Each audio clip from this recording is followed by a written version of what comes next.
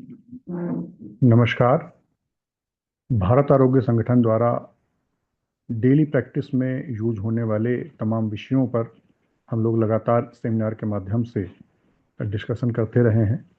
उसी की सीरीज में आज का हमारा टॉपिक है radiological findings in various type of fracture. ज़्यादातर फ्रैक्चर के डायग्नोसिस के लिए हम लोग एक्सरेज का यूज करते हैं। कभी कभी सीटी स्कैन की भी ज़रूरत पड़ती है, खासतौर से हेड इंजरी वगैरह के केसेस में। तो ये एक बहुत ही कॉमन टॉपिक है, क्योंकि हम लोग अपनी प्रैक्टिस में देखते हैं कि कई बार कोई पेशेंट कहीं गिर गया है या तेज चोट लग गई है, तो ऐसी स्थिति में पेन ज़्यादा है, स्वेलिंग है, या मूवमेंट्स ठीक से नहीं हो पा रहे हैं, तो पेशेंट हमारे पास आता है और हमें डाउट होता है कि पेशेंट को फ्रैक्चर हो सकता है। तो इसके लिए हम लोग इन्हीं इन्वेस्टिगेशंस का सहारा लेते हैं ज़्यादातर। या अगर देखा जाए तो कई बार पेशेंट हमारे पास डायरेक्ट भी कोई फिल्म लेके आता है, चाहे वो सीटी की फिल्म हो या एक्सरे फिल्म हो, जिसमें हमको ये देखना रहता है कि पेशेंट को फ्रैक्चर है या नहीं, वो हमसे ये मालूम करना चाहता है। तो ये बड़े ही अहम क्वेश्चंस हैं जो हम सभी को लगभग प्रैक्टिस में आए दिन फेस करने पड़ते हैं।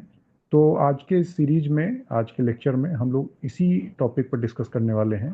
और जो सबसे कॉमन टाइप के फ्रैक्चर्स हैं उनको हम लोग देखने वाले हैं कि उस तरह के फ्रैक्चर में हमको एक्सरे में या सीटी स्कैन में किस तरह की फाइंडिंग्स मिलती हैं। अब खास चीज़ ये है कि ये जो आज का हमारा टॉपिक है, ये specially clinician point of view से है कि आपको टेक्निकली फ्रैक्चर इटसेल्फ एक डीप पॉइंट है। काफ़ी तरह से फिल्म के लेने के तरीकों पे या पेशेंट्स के पोजीशन पे बहुत तरह की चीज़ों पर डिपेंड करता है कि एक अच्छी क्वालिटी की फिल्म कैसे ली जाए और किस तरह से उसको इंटरप्रिटेट किया जाए। ये डेप्थ का सब्जेक्ट है जो रेडियोलॉजिकल एक्सपर्ट्स के अंडर उसमें आता है। लेकिन हम लोग चूंकि अपनी एक रेगुलर प्रैक्टिस करते हैं, तो लगातार इस तरह के केसेस हमको फेस करने पड़ते हैं।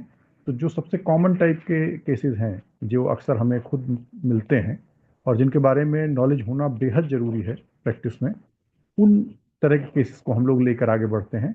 और अगर आप देखेंगे तो ये जो फ्रैक्चर का केस है, ये अ, ऐसे तो समझने में लगता है कि किसी सीटी या एक्सरे की फिल्म को देखा जाए तो बड़ी कठिन लग रही है, कैसे देखें, बड़ा नया टाइप का या कम प्रैक्टिस में या कॉलेज में पढ़ाया जाने वाला टॉपिक है। लेकिन अगर आप देखें तो जब आप इस चीज़ के लिए फैमिलियर हो जाएंगे तो आपको ये बहुत आसान लगने लगेगा।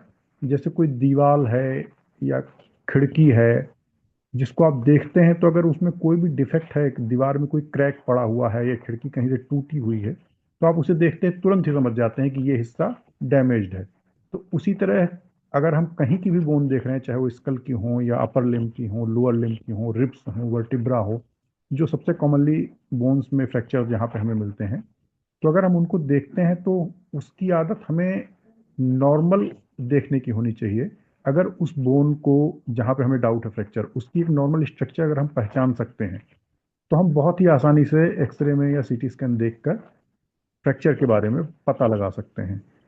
तो मैं पिछले इस सीरीज के जो दो लेक्चर हैं उसमें भी इस बारे में बात कह चुका हूँ कि जब हम एनाटॉमी में फर्स्ट ईयर के स्टूडेंट होते हैं, उस समय हमें कोशिश करनी चाहिए कि जो भी बोन्स हम लोग पढ़ रहे हैं या जिनको हम डिसेक्शन के माध्यम से देख रहे हैं, उन्हीं बोन्स को हमको नॉर्मल अपीयरेंस में वो एक्सरे में कैसे दिखाई देती हैं या सीटी स्कैन के डिफरेंट व्यूज़ में वो किस तरह की दिखाई देती हैं, उसको भी देखने की और पहचानने की एक आदत बना लेनी चाहिए।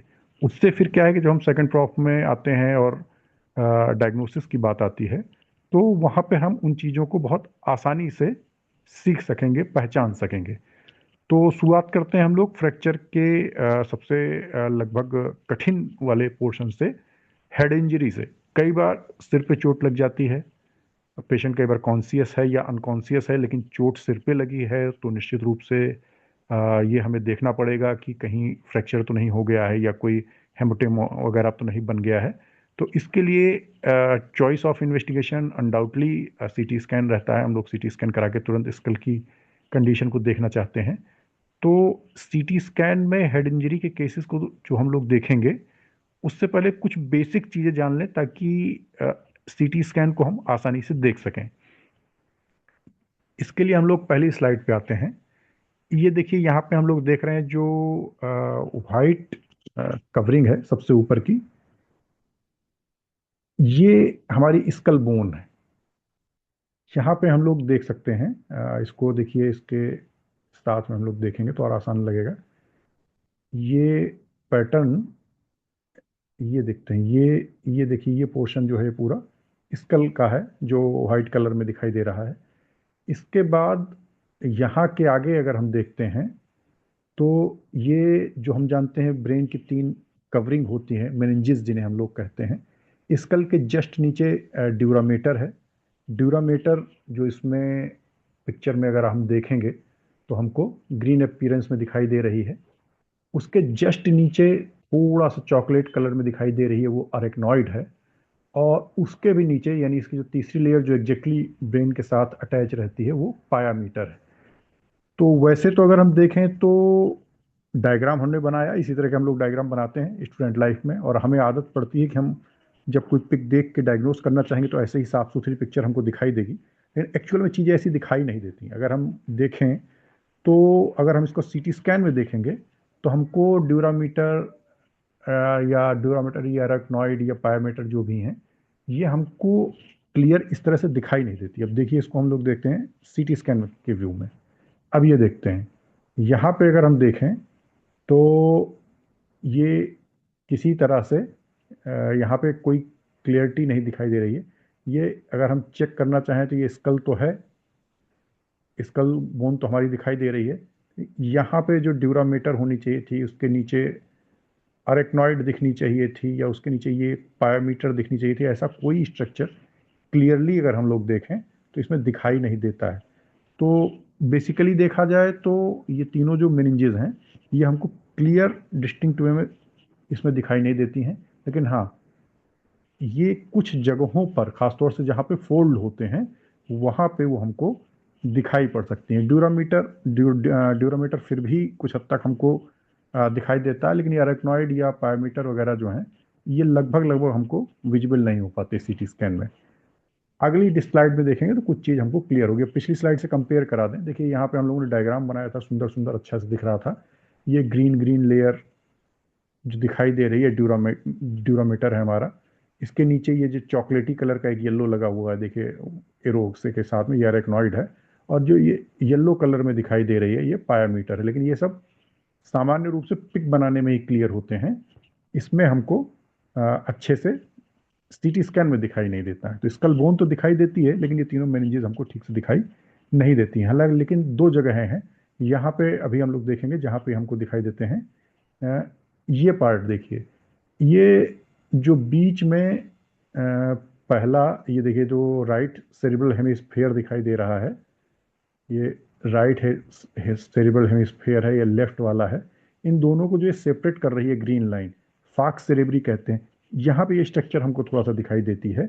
यह सेरिब्रम को जो हमारा सेरिबेलम से डिटैच करता है, वो सेपरेशन लाइन, यानी ये वाली टेंटोरियम सेरिबलाई, ये चीज़ें हमको दिखाई दे जाती हैं। तो यहाँ के बेस पे, अब देखिए, इसको अगर हम सीटी स्कैन में देखना चाहें बिना मार्किंग के, तो ये अगली लाइन में हमको ऐसे दिखाई देंगी। ये देखिए, ये है, एक बार इसको फिर बड़ा करके देख लेते हैं। ये देखिए, ये जो लाइनिंग दिखाई दे रही है वाइट वाइट, ये सेरिबेलम पोर्शन को अलग कर रही हैं। ये सेरिब्रम है इधर का, ये सेरिब्रम इधर का है। तो ये जो बीच की लाइनिंग है, ये फाक्स सेरेब्री। तो ये थोड़ा सा जहाँ से डिफ्रेंशिएशंस होते हैं लूप्स के, थोड़ा पार्ट हमें वहाँ पे दिखाई पड़ सकता है। इन सब चीज़ों को हमें दिमाग में रखना है ताकि हम चीज़ों को आगे आसानी से समझ सकें। अब इसको क्लियर कर देते हैं। अब हमको तीन चीज़ें समझ में आ गई। वाइट पार्ट जो सबसे ऊपर हमें इसमें दिखाई दे रहा है, ये स्कल बोन है ये। और यहीं पे ये हमारी तीनों लेयर्स हैं, ये देखिए अंदर की ओर आ जाती हैं फाक्स सेरेब्री के थ्रू। और ये टेंटोरियम सेरिबलाई, जो सेरिबेलम को सेरिब्रम से अलग करता है। ये सीटी स्कैन की ये पिक्चर हमारे दिमाग में रहनी चाहिए। अब देखते हैं, किसी को हेड इंजरी होती है तो कई बार हेमेटोमास बनते हैं। तीन तरह के यहाँ पे फाइंडिंग्स बड़ी कॉमन है, जैसे एपिड्यूरल या एक्स्ट्रा ड्यूरल हेमेटोमा हम लोग कहते हैं। एपिड्यूरल मतलब स्कल और ड्यूरामेटर के बीच में।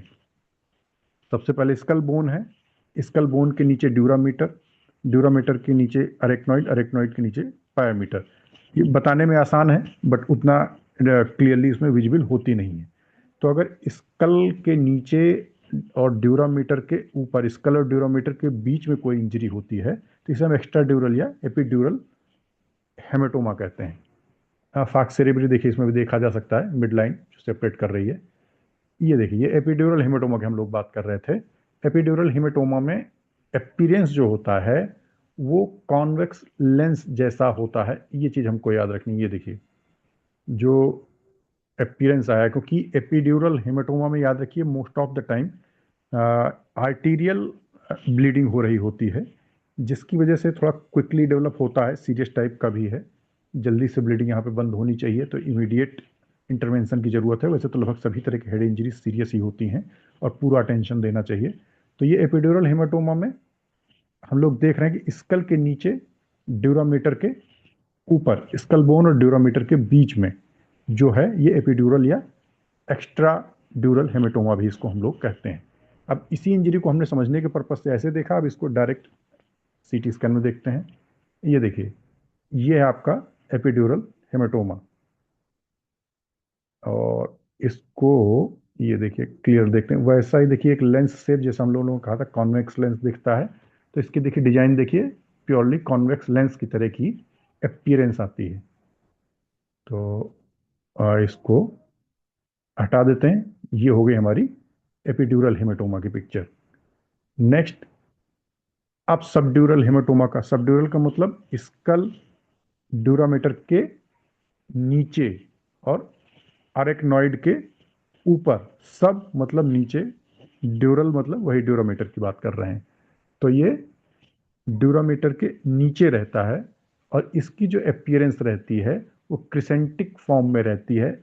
हाफ मून कह देते हैं, जैसे ईद में जैसा चांद दिखाई देता है वो आधा, उस तरह का, या केला जैसे हम लोगों ने बना रखा है, ये भी वही शेप है, उस तरह का ही एक शेप आता है। तो ये शेप हमको सबड्यूरल हेमाटोमा में सीटी स्कैन पिक्चर में मिलती है। अब इसको एग्जैक्ट सीटी स्कैन पिक्चर में देखते हैं। ये देखिए, इसको हम लोग यहाँ से आसानी के साथ मार्क कर सकते हैं। ये पिक्चर है, ये देखिए, ये वाली जो इमेज है, इसको इरेज कर देते हैं पहले। हाँ, ये देखिए, ये पूरी इमेज हमारे पास में रखी हुई है। ये इस साइड में हम लोग देखें तो हमको ये पूरी तरह से क्लियर हो रही है। तो ये कॉर्नर में क्रिसेंटिक फॉर्म में या बनाना शेप में जैसा हम लोगों ने देखा, या मून शेप में, उस तरह की पिक्चर हमको दिखाई देती है। ये सबड्यूरल हेमाटोमा है। ये मोस्ट ऑफ द टाइम ज़्यादातर वेनस ब्लीडिंग की वजह से होता है। तो इतना इंस्टेंट तो नहीं होता, लेकिन स्लो रिलीज होता रहता है, इसलिए ये समय के साथ साथ ये भी डेंजरस हो सकता है। धीरे धीरे ब्लीडिंग इसमें बनती रहती, होती रहती है। ये तीसरे तरह का सीन हमारे सामने आ गया। इसमें देखें तो ये देखिए, आपको अब देखेंगे तो यहाँ देखिए ब्लीडिंग हो रही है, यहाँ ब्लीडिंग हो रही है, यहाँ ब्लीडिंग है, ये ब्लीडिंग स्पॉट्स।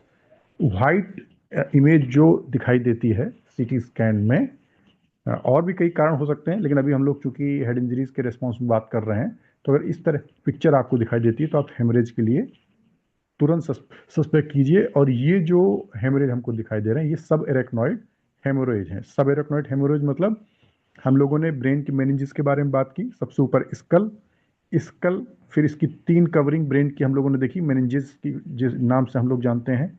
सबसे ऊपर ड्यूरामीटर, अरेक्नॉइड, फिर पायामीटर। तो अगर स्कल और ड्यूरामीटर के बीच में इंजरी है तो एपिड्यूरल या एक्स्ट्रा ड्यूरल हम लोग उसे कह रहे थे। ड्यूरामीटर के नीचे अगर आ गया तो उसे हम लोग सब ड्यूरल कह रहे थे। अब अरेक्नॉइड के नीचे जा रहा है तो उसे हम लोग सब अरेक्नॉइड हेमाटोमा, सब एरेक्नॉइड हेमरेज, ये पर्टिकुलरली सब एरेक्नॉइड हेमरेज की पिक्चर है। तो बेहद सीरियस कंडीशन है। ऐसी सिचुएशन में इमीडिएट पेशेंट को हॉस्पिटलाइज करना चाहिए अगर ऐसा कोई भी सीटी स्कैन आप देख रहे हैं तो ये तीनों मेनिंजेस के अकॉर्डिंग हम लोगों ने देखा कि अगर हेड इंजरी हो जाती है तो इस तरह के हेमरेज हो सकते हैं। ये सब एरेक्नॉइड हेमरेज एक कॉज ये भी है हेड इंजरी, पर कई बार ज़्यादातर जो एन्यूरिज्म वगैरह है उनके रप्चर होने से होता है, बीपी वगैरह कई बार बहुत ज़्यादा बढ़ा हुआ शूट अप होता है, उसकी वजह से होता है। लेकिन हेड इंजरी की वजह से भी हो सकता है, तो ये पिक्चर भी हमें याद रखनी चाहिए। तो ये तीनों पिक्चर फिर से एक बार हम लोग रिवाइज कर लेते हैं, बेहद इंपॉर्टेंट हैं। ये देखिए, ये एपिड्यूरल हेमाटोमा, जिसमें ड्यूरामीटर और स्कल के बीच में इंजरी है। कॉन्वेक्स लेंस की तरह की इंजरी हमको दिखाई दे रही है। फिर देख लेते हैं, कॉन्वेक्स लेंस की तरह का जो रेडिस पार्ट देखिए दिखाई दे रहा है। सब ड्यूरल हेमाटोमा, ये बनाना शेप में हम लोग देख रहे हैं, जो ड्यूरामीटर के नीचे है। और ये सीटी स्कैन में एग्जैक्टली ऐसा दिखाई दे रहा है। और ये सब एरेक्नोइड हेमरेज की पिक्चर। अब हम लोग देख रहे हैं कि अगर स्कल पे तेजी से चोट लगी है, कहीं पे किसी वजह से सिर टकरा जाता है या कुछ चीज आके लगती है, किसी ने कुछ फेंक के मारा है, वो चोट सीधे से आके हमको लगी है, तो ऐसी स्थिति में देखिए, ये जो कंटिन्यूएशन में होनी चाहिए थी पिक्चर, ऐसे गोल गोल होनी चाहिए थी पूरी स्कल की। ये देखिए यहाँ से ये डिप्रेस्ड, इसे हम लोग कहते हैं डिप्रेस्ड फ्रैक्चर। यहाँ पे वो दब गया है। ये पार्ट अपना पूरी तरह से देखेंगे सीटी स्कैन में, तो ये देखिए ये वाला हिस्सा पूरी तरह से है, जिसे हम लोग डिप्रेस्ड फ्रैक्चर कहते हैं। तो स्कल में इस तरह के, स्कल की बोन में इस तरह की डिफॉर्मिटी मिल रही है, तो सीधे सीधे आपको पहचानना है कि हाँ, ये स्कल का फ्रैक्चर है। नेक्स्ट, नेक्स्ट स्लाइड हम लोग देखते हैं। ये देखिए, इन दोनों में भी ये चीज़ें बिल्कुल क्लियर हैं। पेन के थ्रू देखते हैं तो आसानी से समझ पाएंगे। ये देखिए, ये एरिया जो है ये फ्रैक्चर हो गया है। ये देखिए, यहाँ पर डिसकंटिन्यूएशन साफ साफ दिखाई दे रहा है सीटी स्कैन में। फ्रैक्चर कुछ नहीं, बस कंटिन्यूटी जो किसी भी बोन की है, किसी बोन का कोई पर्टिकुलरली बॉर्डर है, उसकी कोई आउटलाइन है, उसकी जो एक नॉर्मल इमेज है वो हमारे दिमाग में रहनी चाहिए कि वो कैसी होती है। तो वहाँ पे किसी भी की तरह का एक डिसकंटिन्यूएशन जैसी कोई चीज़ हमको मिल जा रही है, तो ये रेगुलरिटी मिल जा रही है, चेंज मिल जा रहा है साइज शेप में, तो वहाँ पे हम लोग थोड़ा सा सस्पेक्ट करेंगे। स्पेशली हर बोन की जो एक नॉर्मल स्ट्रक्चर हमारे दिमाग में होनी चाहिए। जैसे हम लोगों ने इससे पहले के तमाम सीटी स्कैन देखे, लेकिन ये जो पिक्चर हम लोग देख रहे हैं, ये देखिए, ये यहाँ पे पूरी तरह से अलग हो गया है। इसको फिर देखिए, यहाँ से डिलीट करके देख लेते हैं। ये देखिए, ये हिस्सा जो है ये पूरी तरह से अलग है यहाँ पे, ये देखिए। तो ये एक फ्रैक्चर है। सेम यहाँ पे भी हम लोग देख सकते हैं, ऊपर वाले एरिया में भी। ये इसको एक बार इरेज कर देते हैं, वो भी साफ दिखाई देगा। ये देखिए, सॉफ्ट टिश्यू इन्फ्लेमेशन वगैरह के साथ में तेज चोट लगने की वजह से ये स्कल फ्रैक्चर के केसेस हैं। तो सीटी स्कैन में इसको हम आसानी से देख सकते हैं। फ्रैक्चर समझना, देखना कंपेरेटिवली और अदर पैथोलॉजीज की तुलना में कठिन नहीं होता। जैसे कि अभी हम लोग अगली इसी सीरीज के अगले पार्ट में सीटी या एमआरआई में न्यूरोलॉजिकल फाइंडिंग्स देखेंगे। न्यूरोलॉजिकल डिसीजेज में सीटी या एमआरआई हम लोग जब कराते हैं, तो पर्टिकुलरली चाहे वो डिफरेंट टाइप के स्ट्रोक हों यानी पैरालिसिस के केसेस हों, और न्यूरोसिस्टोसर्कोसिस हो, या डिफरेंट टाइप के और जितने भी हमारे न्यूरोलॉजिकल डिसऑर्डर्स पॉसिबल हैं कॉमन, उन सब के बारे में हम लोग देखेंगे। और वहाँ पे देखेंगे तो थोड़ा सा डिफ़िकल्ट होता है समझना, क्योंकि उसमें न्यूरोलॉजिकल एनाटॉमी थोड़ा सा क्लियर होनी चाहिए। लेकिन ये कंपेरेटिवली आसान है। आप केवल एक उसकी जो डिफॉर्मिटी स्ट्रक्चर में देख रहे हैं, वहाँ से सीधे सीधे आपको क्लियर कट आइडिया हो जाता है। तो ये ब्रेन के हम लोगों ने ये फ्रैक्चर, स्कल के फ्रैक्चर्स देखे हम लोगों ने। इंजरी की वजह से एपिड्यूरल सबड्यूरल हेमरेज, हिमेटोमा देखा, सब एरेक्नोइड हेमरेज भी देखा, और स्कल के हम लोगों ने फ्रैक्चर भी देखे।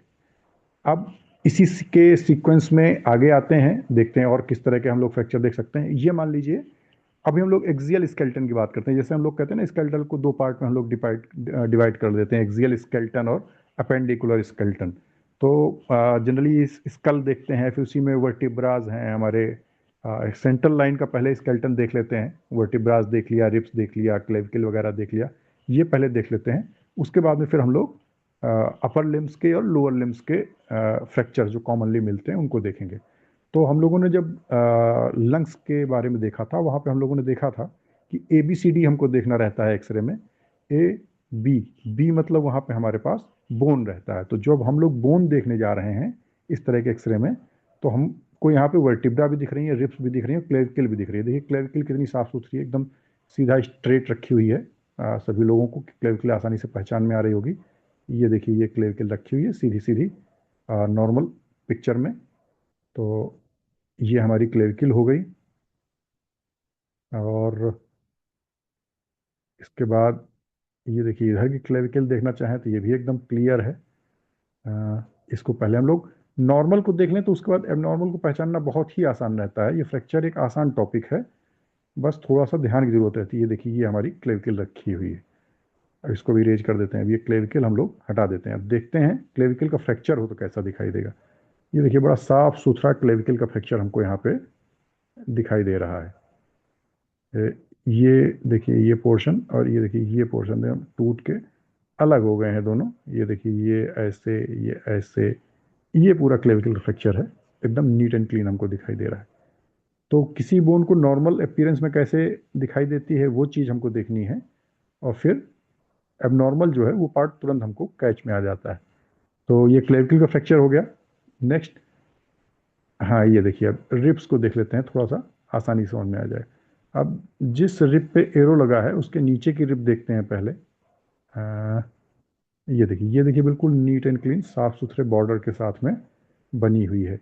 या इससे ऊपर की भी देख लेते हैं। ये देखिए, दोनों बॉर्डर, इनके मार्जिन देखिए बिल्कुल रेगुलर। यहाँ देखिए, यहाँ पे आने के बाद में थोड़ा सा ये देखिए, ये क्रैक के मार्क हैं, और इस तरह से। अब इसको मैं मिटा देता हूँ, फिर एक बार साफ साफ साफ देख लेंगे आप अपने। ये देखिए, ये जो पोर्शन बना हुआ है, अगर ठीक से ध्यान से देखेंगे तो आपको ये चीज़ यहाँ पे बिल्कुल क्लियर साफ साफ दिखाई देगी। ये देखिए, ये जो एरो लगा हुआ है यहाँ पे, ये यहाँ पे रिब्स में फ्रैक्चर हुआ है। ये फिर एक बार देख लेते हैं। ये देखिए, ये हिस्सा देखिए, ये हिस्सा देखिए नीचे और ऊपर वाले रिब्स से कंपेयर करके। तो यहाँ पे बिल्कुल साफ साफ दिखाई दे रहा है रिब का फ्रैक्चर। सिंगल रिब्स थी, थोड़ा ध्यान से देखना पड़ेगा, नहीं तो कई बार जल्दी में देखने में मिस हो जाता है। कई बार मल्टीपल रिब्स में भी फ्रैक्चर हो सकता है। अब इसको हम लोग बड़ा करके देख लें। देखो, ये बहुत साफ साफ क्लियर दिखाई दे रहे हैं सारे फ्रैक्चर्स जो हैं हमारे। बस थोड़ा सा कंसंट्रेशन की जरूरत रहती है, थोड़ा ध्यान से देखेंगे तो आपको साफ साफ दिखाई देगा। ये देखिए, यहाँ पे दो रिब्स टूटी हुई हैं एकदम। ये देखिए यहाँ पे, या ये देखिए यहाँ पे। तो ये जो हम रिब्स देख रहे हैं, बस एक्सरे को थोड़ा सा ध्यान से देखना होता है। अभी तक हम लोगों ने जब लंग्स के एक्सरे देखे तो हम लोग उसमें टिश्यू पे ज़्यादा फोकस कर रहे थे। टिश्यू में लंग की पैरेन्काइमा में क्या डिसीज है वो हमको देखनी थी। अब यहीं पे नॉर्मल वाली भी देख लेते हैं। देखिए, नॉर्मल देखेंगे तो आपको एकदम साफ साफ साफ सीधी दिखाई देगी। ये देखिए, किसी तरह के कोई डिफेक्ट नहीं, एकदम नॉर्मल रिब्स जा रही। लेकिन उसके कंपेरिजन यहाँ देखिए, ये देखिए यहाँ टूटी हुई है, यहाँ पे ब्रेक है, यहाँ पे ब्रेक है, यहाँ पे ब्रेक है। ये सब साफ साफ हमको दिखाई दे रहे हैं। तो रिब्स फ्रैक्चर देखना आना चाहिए ताकि आप बता सकें। इसके अलावा पुरानी, अगर आप इसी सीरीज की एक्सरे फिल्म्स देखेंगे तो आपको रिब्स काउंटिंग का पैटर्न भी बताया गया है, ताकि आप ये बता सकें कि कौन कौन से रिब्स नंबर फ्रैक्चर हैं, क्योंकि वो बताना और जानना हमारे लिए ज़रूरी होता है। नेक्स्ट, ये देखिए, हम लोग वर्टिब्रास पे देखते हैं। अभी सेंट्रल लाइन के हम लोग बोन्स के बारे में देख रहे थे।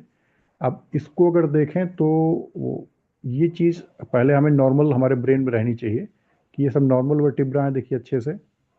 अब ये वाली देखिए, ये इसी को कहा जाता है कंप्रेशन फ्रैक्चर या कंप्रेस्ड वर्टिब्रा करके भी कई बार रिपोर्ट में लिखा आता है, चाहे वो हमारी एमआरआई की रिपोर्ट हो या कई बार एक्सरे की रिपोर्ट हो। लगातार इस चीज़ को ध्यान देना रहेगा। ये देखिए, यहाँ पे ब्रेक हो गया तो क्या हो गया, इसकी थिकनेस जो है कंपेरेटिवली अदर वर्टिब्रा के कम हो जा रही है। इसके ऊपर की देखिए, उसकी थिकनेस देखिए, इसकी थिकनेस देखिए वर्टिब्रा की। ये देखिए ऐसे, ये देखिए ऐसे, ये जाके कंपेरेटिवली कम हो जा रही थी। ये कंप्रेस्ड वर्टिब्रा है, कंप्रेस्ड फ्रैक्चर है। तो इसको भी हम लोग थोड़ा सा एक्चुअल पिक्चर में देखते हैं। जैसा हम लोग अगर एमआरआई वगैरह करवा के लाता है पेशेंट तो उसमें कैसे दिखाई देगी। ये देखिए, ये साफ साफ यहाँ पे दिखाई दे रही है। काउंटिंग करना चाहें तो जो आपको काउंटिंग पैटर्न हम लोगों ने पिछली बार के उसमें डिस्कस किया था, ये सैक्रम है हमारी, ये L5 4 3 2 1।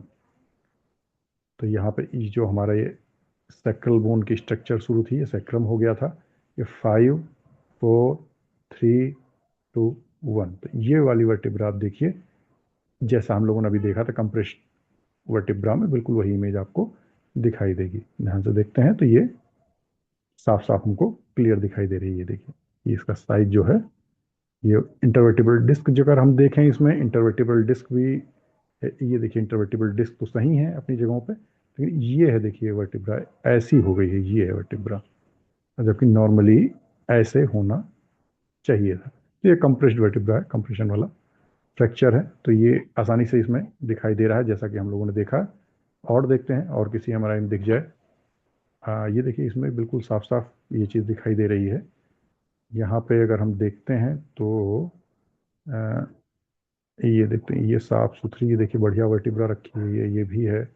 बीच का जो एक गेप है ये इंटरवर्टिबल डिस्क के लिए है ये सब। यहाँ पे देखिए डिस्क का गेप कम हो गया है, सब तो पुराने बोन में हम लोग देख चुके हैं लंबर स्पॉन्डिलोसिस वगैरह केसेस में। देखिए गेप कम हो जा रहा है, लेकिन ये जो है पर्टिकुलरली इस वर्टिब्रा को देखिए, ये पूरी तरह से ब्रेक हो चुकी है। ये कंप्रेस्ड फ्रैक्चर है।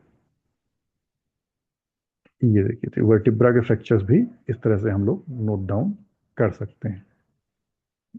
नेक्स्ट, ये हम लोगों ने थोड़ा सा देख लिया। अब हम लोग आ रहे हैं सेंट्रल लाइन से निकल के, हमने स्कल के देखे, स्कल के बाद हम लोगों ने क्लेविकल देखा, रिब्स का देखा, वर्टिब्रा के फ्रैक्चर्स देखे। अब सामान्य रूप से पहले बोन हमारे दिमाग में रहनी चाहिए वो एक्चुअल में नॉर्मली होती कैसे, जैसे एक ह्यूमरस है। अब ह्यूमरस वाला पार्ट हम लोगों ने देख लिया कि ह्यूमरस हमको इस पिक्चर में हमको इस तरह से दिखाई दे रही है। ये उसका, ये देखिए हेड से लेके ये पूरा साफ्ट नॉर्मल रहता तो ऐसा हमको दिखाई देता है। ये ग्रेटर ट्यूबरोसिटी है। ये सारी चीज़ें हम लोगों को एनाटॉमिकली जितना क्लियर रहती है उतना अच्छा है। अब इसको हम लोग पहले एक्सरे में देखेंगे तब समझ में आएगा कि किस तरह से इसके फ्रैक्चर्स हमको मिलते हैं। अब देखिए फिर मैं दोबारा दिखा, ये देखिए यहाँ पे अगर आप देखें तो ह्यूमरस के हेड का फ्रैक्चर बड़ा साफ साफ दिखाई दे रहा है। ये देखिए यहाँ पे, फिर ये ये ये देखिए आप देखेंगे ये पूरा बना हुआ है, ये पीस ही थोड़ा सा अलग हो जा रहा है ब्रेक होके। तो ये सारी चीज़ें हमको देखनी रहेंगी। ये देखिए पूरा डिटैच हो गया है। ये पहचानना बहुत आसान है कि हल फ्रैक्चर है, इसमें ट्रीटमेंट करना कठिन होता है, पहचानना आसान रहता है। तो हम यहाँ देखते हैं ह्यूमरस के हेड का फ्रैक्चर है। ये बड़ा कॉमन पढ़ाया जाने वाला फ्रैक्चर है जो रहता है। कई बार हम खुले हाथों के साथ में ज़मीन पे गिर जाते हैं, बच्चे गिर जाते हैं, दैट इज़ कॉल्ड कोलीज फ्रैक्चर, जो रेडियस में हमारा यहाँ पे रेडियस जो यानी मतलब थंब के साइड की जो हमारी बोन है हैंड में, वही बोन। ये देखिए बड़ा क्लियर फ्रैक्चर इसमें भी दिखाई दे रहा है। ये देखिए ये पार्ट, ये जो पार्ट दिखाई दे रहा है, इवन इफेक्ट इधर अल्ना साइड में भी है। अल्ना में देखेंगे तो अल्नर साइड में भी आपको ये फ्रैक्चर यहाँ पे दिखाई दे रहा है। तो ये देखिए दोनों, ये पीस थोड़ा सा छोटा सा, ये देखिए एक अलग हो गया है ये पार्ट। ये देखते हैं थोड़ा सा क्लियर बड़ा करके, तो ये देखिए ये पार्ट यहाँ पे फ्रैक्चर्ड है। ये देखिए ये पार्ट इसका जो डिस्टल एंड है उसमें फ्रैक्चर है। तो जितना क्लियर बोन की एनाटॉमी है उतना ही आसान हो जाता है फ्रैक्चर को रूल आउट करना। अपर लिम्ब के बाद में अब हम लोग लोअर लिम्ब में चलते हैं। देखिए एक नॉर्मल, ये थोड़ा सा इसको देखना कंपेरेटिवली कठिन रहता है, लेकिन इसको धीरे धीरे हम लोग समझेंगे तो आसानी से देख लेंगे। ये हमारे पास, इसको थोड़ा बड़ा करके देखते हैं। ये देखिए इलियम वाला पोर्शन, ये हमारा प्यूबिस वाला, प्यूबिस सिम्फाइसिस आई। ये हमारा फीमर है, फीमर का हेड, ग्रेटर ट्रोंकेंटर, लेसर ट्रोकेंटर अच्छे से एसिटाबुलम में पूरा फिट है कैविटी में। यही सारी चीज़ें बस उसमें हमको देखनी होती हैं। सेक्रोइलियक जॉइंट है अच्छे से बना हुआ। थोड़ा सा मोशन पेशेंट का क्लियर नहीं होता। कई बार एक्सरे लेते समय इस चीज़ का ध्यान रखना चाहिए कि एक्सरे लेने में पेशेंट को एक दिन पहले कुछ लैक्सेटिव वगैरह दे देनी चाहिए, ताकि गैस के शैडोज या कई बार स्टूल वगैरह रहता है तो वो डिस्टर्ब करता है इमेज देखने में। तो उसको जैसे जैसे आदत पड़ जाएगी फिर उन सब चीज़ों से प्रॉब्लम नहीं रहेगी। तो ये देखिए एक नॉर्मल हिप बोन हम लोग देख रहे हैं नॉर्मल एक्सरे में। इसी को थोड़ा शॉर्ट में करके देख लिया तो देखिए और अच्छे से एसिटाबुलर कैविटी, जिसमें फीमर का हेड पूरी तरह से फिट है। ये देखिए ग्रेटर ट्रोकेंटर, ये पूरा प्रॉपर। ये लेसर ट्रोकेंटर का छोटा सा पोर्शन दिखाई दे रहा है। ये अपनी नेक है फीमर की, और ये फीमर का हेड राउंड, सारी चीज़ें वेल क्लियर हैं। तो ये फीमर का हेड, ये नेक, ग्रेटर ट्रोकेंटर, लेसर ट्रोकेंटर, ये एसिटाबुलर कैविटी है जिसमें हमारा फिट होता है यही फीमर का हेड। तो नॉर्मली ये पिक्चर हमारे दिमाग में रहनी चाहिए। अब देखते हैं आगे।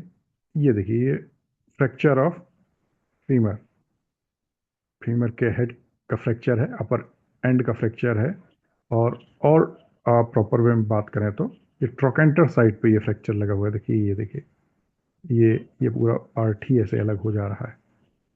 तो ये पूरी जो नॉर्मली देखिए ऐसे ऐसे ऐसे ऐसे होनी चाहिए थी, अब यहाँ पे अगर आप देखेंगे तो ये देखिए फीमर पूरी लगभग लगभग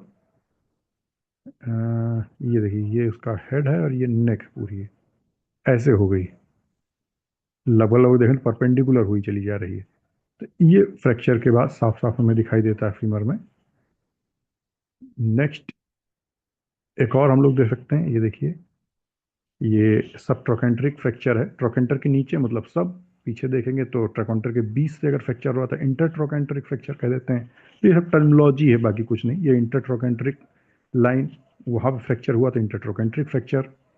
और ट्रोकेंटर ग्रेटर ट्रोकेंटर के नीचे से अगर जा रहा है तो सब ट्रोकेंट्रिक फ्रैक्चर हो जाता है। तो ये सामान्य सी टर्मिनोलॉजी है। बाकी इसमें भी देखेंगे ये देखिए फीमर का जो हेड है ये पूरी तरह से उसमें परपेंडिकुलर जैसा हो गया, ऐसे हो गया, ऐसे हो जा रही है पूरी फीमर। तो ये बहुत आसान है देखने में समझने में। अभी देखिए इसका एक नॉर्मल फीमर दोबारा मैं दिखा देता हूँ, बहुत मिलता है फीमर नेक फ्रैक्चर, बहुत कॉमन। ये है देखिए एकदम नॉर्मल कॉमन अच्छा सा हेड स्टेबुलर कैविटी में। नेक देखिए, ग्रेटर ट्रोकेंटर देखिए, लेसर ट्रोकेंटर भी थोड़ा सा दिखाई दे रहा है। ये देखिए तो ये ट्रोकेंटर, और ये हो गई हमारी फीमर नॉर्मल। ये हुआ इसका फ्रैक्चर, ये रहा फ्रैक्चर। तो नॉर्मली फीमर नेक फ्रैक्चर भी कह देते हैं। यहाँ पे हम लोग देखें तो अब फीमर में फ्रैक्चर ना होके एसिटाबुलम में फ्रैक्चर हो गया। ये देखिए ये जो एक जो कंटिन्यूटी होनी चाहिए थी गोल गोल ऐसे, वो हमें नहीं दिखाई दे रही है। ये देखिए ये यहाँ पे हमको फ्रैक्चर वाला, ये देखिए फ्रैक्चर, ये फ्रैक्चर हमको इसमें दिखाई दे रहा है। तो बस नॉर्मल को देखने की आदत डालें, जितना नॉर्मल को देखे रहेंगे अब नॉर्मल को पहचानना उतना ही आसान हो जाएगा। तो एसिटाबुलर फ्रैक्चर है ये। एसिटाबुलम जो स्टेबुलर कैविटी है, देखिए यहाँ फिर मैं आपको एक बार दिखा रहा हूँ। इसको नॉर्मल से कंपेयर करेंगे तो और आसानी से समझ में आएगा। ये देखिए ये ऐसे ऐसे ऐसे, जबकि इस तरह से हो गई है। देखिए ये साफ साफ फ्रैक्चर यहाँ पे देखिए ब्रेकडाउन दिखाई दे रहा है। तो इसको इरेज कर देते हैं और फिर नॉर्मल वाला जरा एक बार स्टेबुलम देखते हैं, स्टेबुलर कैविटी कैसे थी। ये देखिए एकदम अच्छे से हेड पूरी तरह से कैविटी में फिट है। कैविटी को देखिए, कैविटी पूरी तरह से उसको ए, ये देखिए ये है कैविटी, इस फॉर्म में हमको मिलनी चाहिए थी। और अभी हम लोग फिर जाते हैं फीमर नेक के फ्रैक्चर्स हम लोग देख रहे हैं, इंटरट्रोकेंट्रिक सब ट्रोकेंट्रिक फ्रैक्चर्स हमने देखे। ये देखिए अब यहाँ की वो कैविटी जो हमें ऐसे मिलनी चाहिए थी, थोड़ा सा राउंडेड शेप में ऐसे मिल जानी चाहिए थी। तो वो ये देखिए ये पोर्शन देखिए, ये पोर्शन देखिए, ये सब फ्रैक्चर वाले पार्ट है। तो स्टबुलर फ्रैक्चर इस तरह से हम लोगों ने देखा। नेक्स्ट ये देखिए, ये थोड़ा सा ध्यान देंगे तो ये एक अच्छा एक्सरे है। फिर दोबारा से मैं उस चीज़ के लिए आपको दिखा रहा हूँ। देखिए पहले नॉर्मल देख लीजिए, ये है नॉर्मल एक्सरे। नॉर्मल एक्सरे में यहाँ पे हम लोग देखें तो ये देखिए प्यूबिक सिम्फाइसिस अच्छे से जुड़े हुए हैं। फिर और क्या देख सकते हैं, ये देखिए सैक्रोइलियक जॉइंट जो हमारा रहता है, अ, ये देखते हैं सैक्रोइलियक जॉइंट, ये ऐसे और ये ऐसे, ये अपना सैक्रोइलियक जॉइंट बना रहता है अच्छे से। दोनों बस माइल्ड एक हल्की सी दरार जैसी दिखाई देती है। बाकी ये देखिए यहाँ पे भी प्रॉपर देखेंगे तो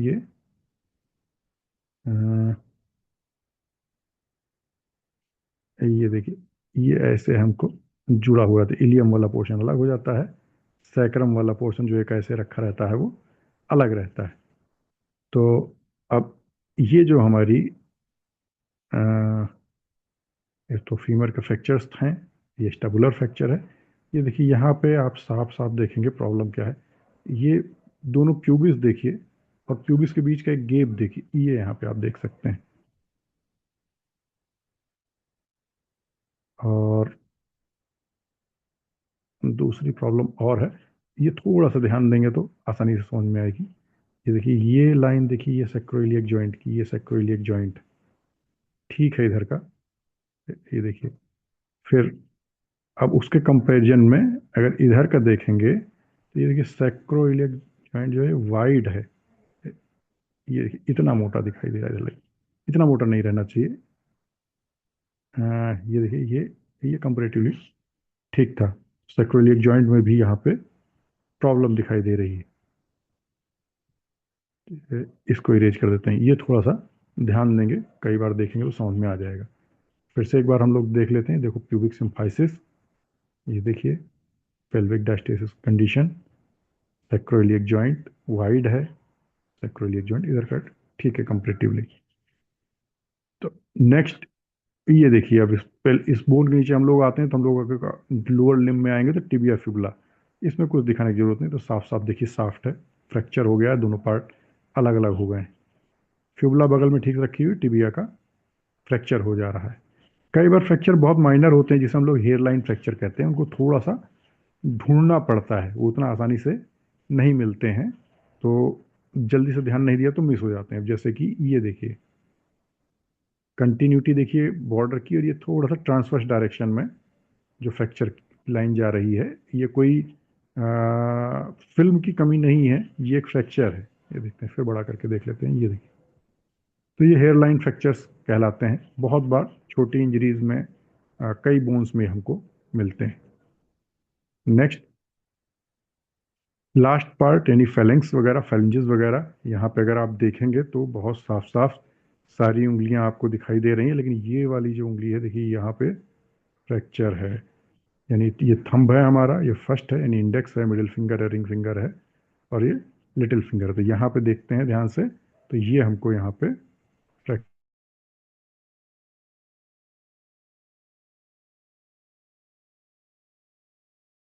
कार्पल बोन, फिर मेटाकार्पल, फिर फेलेंजेस जो आते हैं, तो ये हमारा प्रॉक्सिमल, प्रॉक्सिमल आया, मिडिल आया, डिस्टल आया।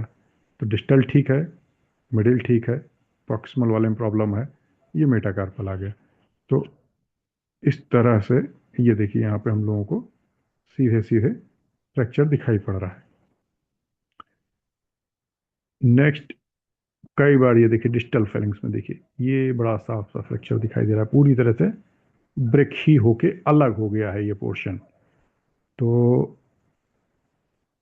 ये देखिए, इस पोर्शन को हम लोग देखें तो पूरा ब्रेक होके अलग हो चुका है। तो ये बड़े सिंपल होते हैं, फ्रैक्चर्स को आइडेंटिफाई करना इतना कठिन काम नहीं है। लेकिन चूंकि रोज़मर्रा की ज़िंदगी में अक्सर हमें प्रैक्टिस मिलते रहते हैं, कई बार खेल कूद में गिर जाना या घर में ही कोई स्लिप हो गया, तो सबसे पहले हमारे दिमाग में यही क्वेश्चन आता है कि कहीं फ्रैक्चर तो नहीं हो गया, बोन ब्रेक तो नहीं हो गई, क्योंकि उसका ट्रीटमेंट इमीडिएट कंजर्वेटिव से हटके सर्जिकल की तरफ चला जाता है। यहाँ पे भी देखिए छोटा सा एक पोर्शन है, इस पे भी, इसको भी देख लें, एरो लगा ही हुआ है। खैर, ये देखिए छोटा सा पोर्शन डिटैच हुआ, अब जिस भी तरह से ये गिरा है तो ये फ्रैक्चर आ गया है, तो इसको हमको नोटिस करना चाहिए। तो ये चूंकि हमारे लिए बड़े ध्यान देने की चीज़ है। अगर फ्रैक्चर हो चुका है तो ऑर्थोपेडिक ओपिनियन, सर्जिकल ओपिनियन बिल्कुल ज़रूरी हो जाती है। कई बार कंजर्वेटिव ट्रीटमेंट की वजह से केस कॉम्प्लिकेटेड भी हो जाता है। तो अगर डाउट है, पेन बहुत ज़्यादा है, स्वेलिंग है, मूवमेंट्स नहीं हो रहे हैं उस पार्ट पे, आप कुछ मेडिसिन खा रहे हैं, लेकिन आपने एक दो दिन का टाइम दे के देखा कि अगर दवा खाने से आराम हो जाएगा तो फिर ठीक है, दवा ही कंटिन्यू करेंगे। लेकिन आप एक दो दिन से पेन किलर खा भी रहे हैं, लेकिन पेन और बढ़ता जा रहा है, स्वेलिंग बढ़ती जा रही है, डिफिकल्टी हो रही है मूवमेंट्स में, तो बिल्कुल डिले नहीं करना चाहिए। इवन कभी भी चोट लगती है या ऐसी कोई इंजरी है तो एक्सरे प्रिकॉशन में करा के देख लेना बिल्कुल अच्छी चीज़ है, ताकि अगर किसी तरह कोई फ्रैक्चर वगैरह हो तो टाइमली रूल आउट हो और इंस्टेंट हमको ट्रीटमेंट मिल सके।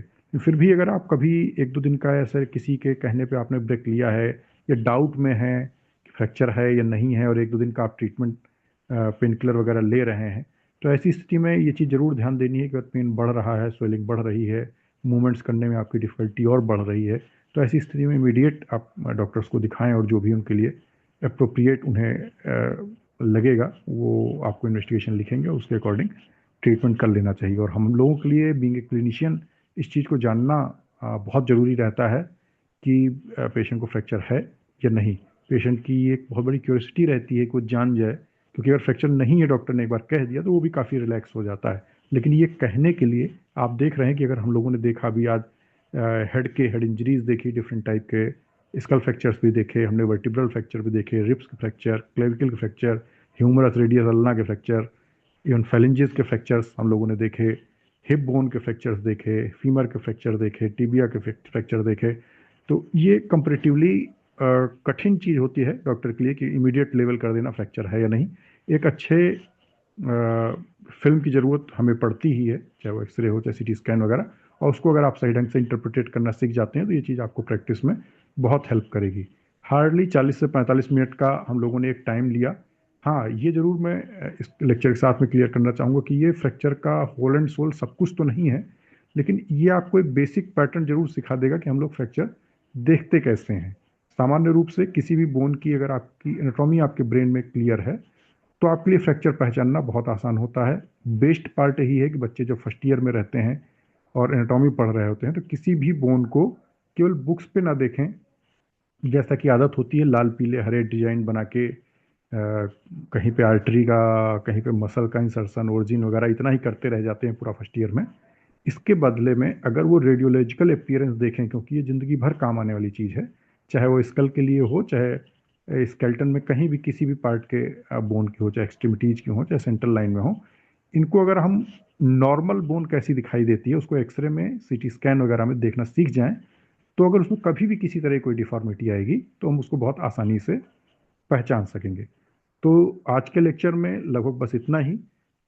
हमारा भारत आरोग्य संगठन का जो चैनल है उसको अगर आप सब्सक्राइब कर लेते हैं तो आपको इस तरह के इंफॉर्मेटिव वीडियोस लगातार टाइम टू टाइम मिलते रहेंगे और अपडेट होते रहेंगे। नेक्स्ट टाइम हम लोगों का जो टारगेट है वो हम लोग एमआरआई या सीटी स्कैन जो कराते हैं, स्पेशली न्यूरोलॉजिकल डिसऑर्डर्स में, ये देखने के लिए कि अगर कोई न्यूरोलॉजिकल प्रॉब्लम है, तो ऐसी स्थिति में हम लोग जानते हैं कि इन्वेस्टिगेशन फर्स्ट लाइन में हम लोग सीटी या एमआरआई कराते हैं, तो उस समय हम लोग इस चीज़ पे डिस्कशन करेंगे, कब सीटी कराना चाहिए, कब एमआरआई कराना चाहिए, कब कॉन्ट्रास्ट कराना चाहिए, कब प्लेन कराने से ही काम चल जाएगा, और उसमें कौन कौन से पार्ट ब्रेन के किस व्यू में बेटर दिखाई देते हैं। कई बार आप देखते हैं कि कोई सजाइटल व्यू में है, कोई कोरोनल व्यू में लिया जा रहा है। तो अलग अलग व्यूज़ में जो हम लोग देखते हैं, सीटी स्कैन है या हमारे एमआरआई हुए, उनके थ्रू किस तरह से न्यूरोलॉजिकल डिसीज़ को पहचाना जाता है।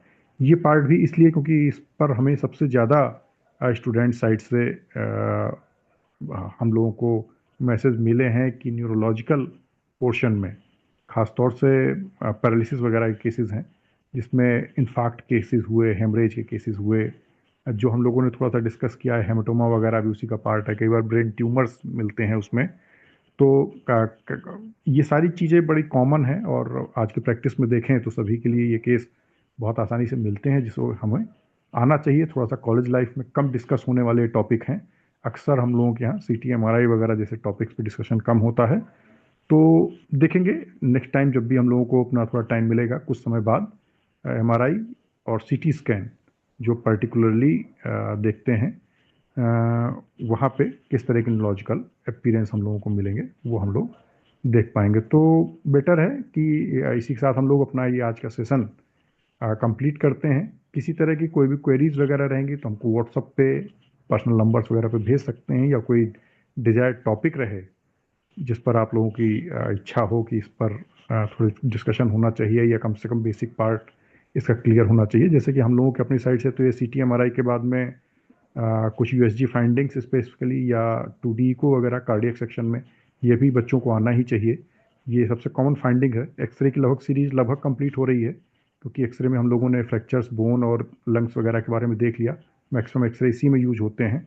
कई बार थोड़ा सा परफोरेशन वगैरह के केसेस में एब्डोमेन के एक्सरे कराए जाते हैं, बाकी बहुत ज़्यादा इसके आगे एक्सरे का यूज़ नहीं देखा जाता, तो उसको किसी सीरीज में एक आध स्लाइड के रूप में देख लेंगे। बाकी हाँ, सीटी एमआरआई, 2D को, यूएसजी, ये सब बड़े इंपॉर्टेंट पार्ट हैं जो हमारे स्टूडेंट्स को भी आने चाहिए।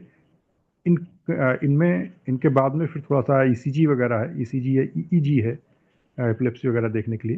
ये कॉमन चीज़ें हैं जिन पर हम लोग एक एक लेक्चर में, एक एक घंटे के लेक्चर में डिस्कस करते रहेंगे, और ताकि बेसिक पोर्शन जो है, बेसिक पार्ट जो है, वो सभी लोगों का क्लियर हो सके। तो ये आसानी के साथ में कंप्लीट हो जा रहा है। नेक्स्ट टाइम हम लोग फिर मिलेंगे। कुछ बच्चों ने एक दो मैसेज भेजे हैं, ओल्ड फ्रैक्चर रहेगा तो कैसा दिखाई देगा। हीलिंग कंडीशन में वो थोड़ा सा रिच फॉर्म में दिखाई देता है, क्योंकि बोन अगर एक दूसरे पर एक्चुअल में उनको सर्जिकल पोर्शन में कई बार बोन अगर डिस्प्लेस्ड है तो उनको उनके एक्चुअल प्लेस पे रख के कई बार टाइट बैंडेजिंग से नेलिंग वगैरह करके उनको फिट किया जाता है। नहीं रहता है तो फिट होने के बाद में जहाँ पे वो जुड़ी रहती है थोड़ा सा आपको रिज फॉर्म में एक उभार के जैसा, वो अब एक्सरे देखेंगे रहेगा तो नेक्स्ट टाइम के किसी उसमें उसको हम लोग शेयर कर देंगे। इस क्वेश्चन को दिखा के बताना ज़्यादा अच्छा आसान होता है। वो रिज जैसी एक स्ट्रक्चर जहाँ पे वो जुड़ा रहता है वो अलग से ही दिखाई देता है कि ये पोर्शन थोड़ा सा जुड़ा हुआ है, वो गेप या ब्रेक जैसा नहीं दिखाई देता है। जैसा हम लोग इसमें देख रहे थे अभी हेयर लाइन फ्रैक्चर में हम लोगों ने देखा कि वो एक अजीब सा छोटा सा एक पतला सा गेप जैसा दिखाई देता है, तो वही वो गेप जो रहेगा वो हील्ड दिखाई देता है, भरा हुआ जुड़ा हुआ दिखाई देता है। और अगर सही से बोन एक दूसरे पे फिट नहीं हुई है, कई बार बहुत बार हम लोग देखते हैं जैसे कॉलर बोन या क्लेविकल वगैरह फ्रैक्चर हैं, रिब वगैरह का फ्रैक्चर हैं, इसमें क्या कहते हैं बेल्ट वगैरह एडवाइस कर दी जाती है ऑपरेट ना करके। तो ऐसी सिचुएशन में वो हील तो हो जाते हैं, लेकिन वो जो एक फिनिशिंग आनी चाहिए प्रॉपर, क्योंकि एक के ऊपर एक पोर्शन एकदम लीनियर मैनर में नहीं जुड़ा रहता, तो वो थोड़ा सा टेढ़ा मेढ़ा होकर जुड़ तो जाता है फिलहाल। ऐसी कोई मेजर प्रॉब्लम नहीं आती। तो माइनर टाइप के फ्रैक्चर्स में ये पार्ट भी किया जाता है कि चाहे चेस्ट पे आप देखेंगे बेल्ट लगाए हुए या नेक के साइड में वो हाथ लटका के जो अब पहने रहते हैं, उससे ये सब फ्रैक्चर्स जुड़ तो जाते हैं, लेकिन कई बार उतना अच्छे से स्मूथली नहीं जुड़ते और बाद में जो मूवमेंट्स रहते हैं, खासतौर से अगर जॉइंट कहीं पे है, जॉइंट के आसपास का फ्रैक्चर है, तो फिर मूवमेंट्स में वो लगातार लाइफ में प्रॉब्लम करता रहता है। तो इसलिए बेटर ऑप्शन तो यही है कि फ्रैक्चर की कंडीशन रहे तो एक बार ऑर्थोपेडिक या अच्छे सर्जन के पास में एडवाइस लेकर उसको प्रॉपर प्लेस कर लेना चाहिए बोन को। नहीं तो बोन अगर यंग एज में है तो जुड़ेंगी तो, लेकिन टेढ़ी मेढ़ी जुड़ जाएंगी, थोड़ा सा जिस तरह से जुड़ना चाहिए वैसे ना जुड़ेंगी, तो जब भी आप मूवमेंट करेंगे मूवमेंट करने में प्रॉब्लम आती रहेगी। फिलहाल इसका एक जो भी एक्सरे या वो हमको रहेगा नेक्स्ट टाइप के उसमें क्वेश्चन में इस चीज़ को लेके हम लोग उसका एक डिस्प्ले दिखा देंगे, तो उस चीज़ को आप देखेंगे कि रिज फॉर्म में कैसे रहता है, तो बड़ी आसानी से उसको समझ जाया करेंगे और आप पेशेंट को एक्सरे देख के उससे पूछ भी सकेंगे कि पहले कभी कोई फ्रैक्चर हुआ था क्या, तो वो अपने आप बताएगा हाँ हुआ था। तो ठीक है, इसी के साथ में इस सेशन को हम लोग कंप्लीट करते हैं और आगे नेक्स्ट सेशन में फिर हम लोग न्यूरोलॉजिकल डिसऑर्डर्स के साथ में सीटी और एमआरआई की फाइंडिंग के साथ में मिलेंगे। तब तक के लिए सभी को बहुत बहुत धन्यवाद, आभार। और नेक्स्ट सेशन में फिर आपसे मुलाकात होगी। नमस्कार।